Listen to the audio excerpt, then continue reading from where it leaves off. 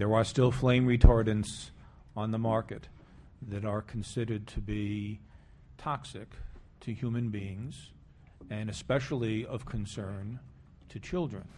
And that comes from the U.S. government, the medical community, and the scientific community. Given the fact that there are non-toxic alternatives available and being used, and the business community itself recognizes that, why should we even consider allowing those remaining and existing flame retardants that are problematic to continue to be on the market? I think to a certain extent, and I don't know EPA procedure that well, you can make a claim against any particular product or chemical. Obviously, the EPA has opined on this particular issue. I think that if that concern was at the level expressed by this particular assistant administrator, I would have to ask, why hasn't EPA taken action itself to remove that particular PBDE when it has the authority to do so? Well, apparently they don't, because in the same testimony he goes on to virtually beg Congress to give them the authority, broader authority, to act with regard to these kinds of toxins. And they are acting. I mean, they've issued a threatening to act, but it hasn't happened yet. Well, they've issued a draft significant new use rule and a test rule for these products.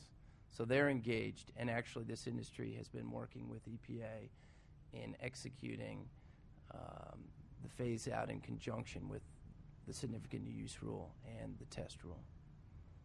I'm still not sure I heard an answer to the question. Well, maybe I could just jump in quickly on the question that you raised. Why would manufacturers choose to use those flame retardants when there are other alternatives? No. Why should we, the government, continue to allow the use of those products? I understand manufacturers may want to continue manufacturing them, but what good reason is there why we shouldn't pass a law that bans them? No, those are being phased out. I think the PBDs, but not all. In commerce. No, not all of the chemicals that we're talking about, the flame retardants, are being phased out. Well, I think it's important though to distinguish PBDEs from other. Not all flame retardants are the same, and so I think we'll be in a very good position to speak on specific flame retardants and their unique properties going forward. And again, this goes back to, and I've used phthalates as my favorite example because that's the easiest one to understand. You could say flame retardants. When you say flame retardants, you are pulling in, from a chemistry standpoint, you are pulling in families. Phthalates, same thing. It's a family of 13 different chemical compounds. So when you say phthalates, okay, the chemistry now says, what are you talking about? And Assemblyman, when you say flame retardants, again, there are organic phosphates, there are PBDEs, there are all different kinds of flame retardants. And again, it's complicated for me as someone who has represented the industry, but I have learned over time that we've got to be a little bit more specific and not be so broad-brushed when we talk about chemicals. Okay, well then again, a more generic question. What type of evidence, scientific, anecdotal, whatever, would be compelling enough to you, to the American Chemistry Council, to prohibit the use of a particular chemical? What's the standard? Not being technical, I can't answer that question, but again... Don't be technical. Health, if there are peer-reviewed scientific studies, if there's testimony from the medical community and others saying this stuff is toxic, it's hazardous, especially to kids, is that a reasonable standard? If the information, medical, health, environmental, is sufficient to show actual causal harm. We are not in the business of hurting people. It's no businesses, whether it's us or anyone else. but we do stand by the science. We say that all the time. Sometimes there is dispute in the science, no question about that.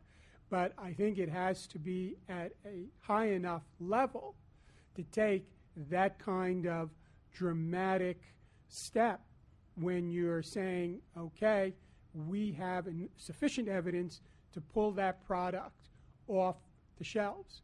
And I think it should be a high bar, regardless of what the product is. I can't sit here from a technical standpoint and say where that high bar should be, but I think we as an industry hold ourselves to a pretty high standard in terms of how we operate.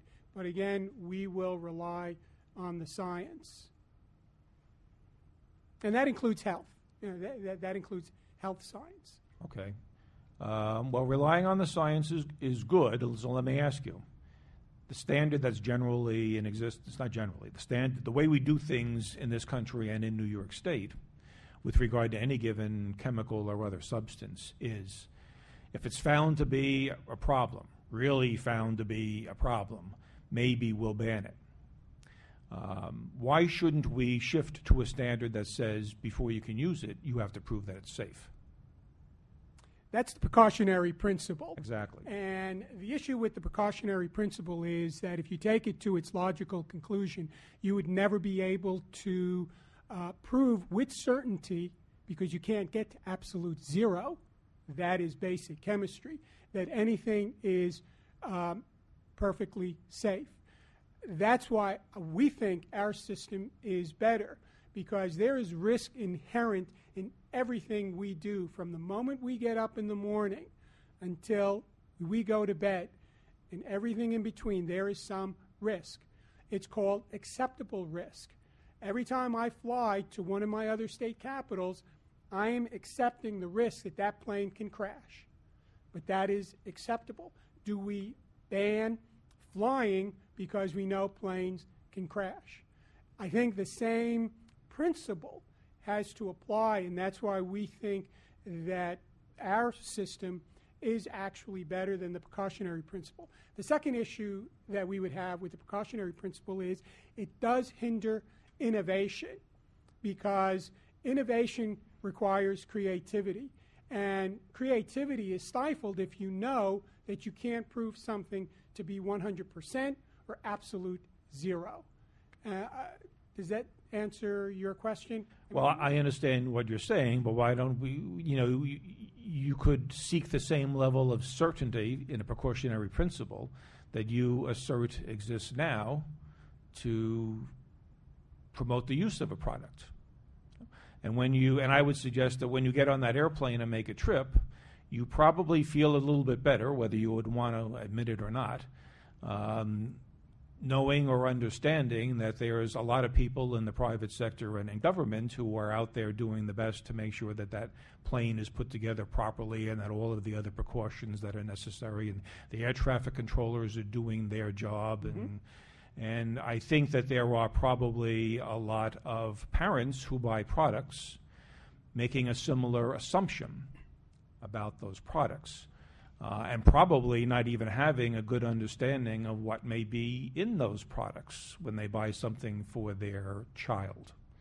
And I believe that if parents had a little better understanding of the lack of effort that goes into, on the part of the government, let's say, I won't blame you guys, the lack of effort that goes into proving that when you go into a store and buy children's clothes or a car seat or whatever else, that there is not a very rigorous standard that exists for ensuring that everything that has gone into that product isn't going to harm that kid, then I think that there would be an awful lot more concern on the part of the general public in this country.